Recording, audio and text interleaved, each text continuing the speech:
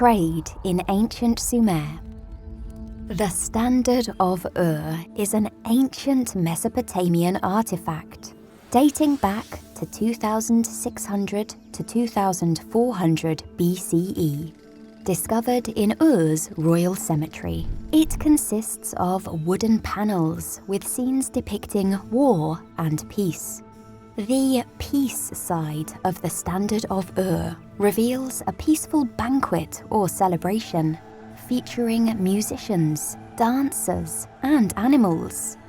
This side provides a glimpse into the cultural and social aspects of Sumerian civilization. The peace side of the Standard of Ur shows wealthy people feasting and enjoying musical entertainment. One way to show off your wealth was to buy goods from distant places. But how did they get those goods in the first place?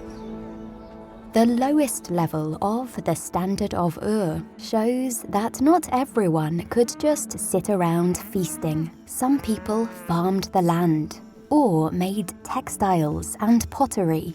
Others bought these goods and took them by foot, cart, or ship to be sold. Instead of coins, a system of barter was used. A goat might be given in exchange for new cooking pots and bags of dates, or a tunic for a pot of exotic spices. The best way to transport goods was by water. The Euphrates and Tigris rivers were busy trade routes. Sumer had two major ports, Lagash and Umar.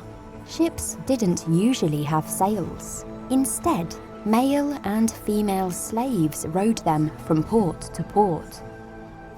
Merchants could also make their way on foot, using donkeys to carry heavy loads. Donkeys could also pull carts and carry the merchants. Groups of traders traveled together as this was safer. A group of traders was called a caravan. Goods exported from Mesopotamia included glass, grain, textiles, reed mats and baskets, leather goods, fish, palm and vegetable oil. Imports included copper, ivory, pearls and gemstones from the Indus Valley, precious metals from Egypt and Asia Minor, wood from the Levant, Elam and Persia, and lapis lazuli from Afghanistan.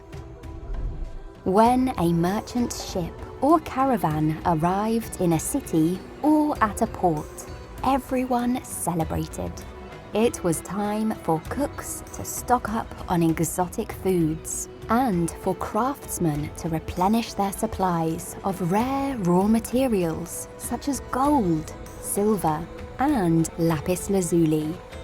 What new treasures would they find?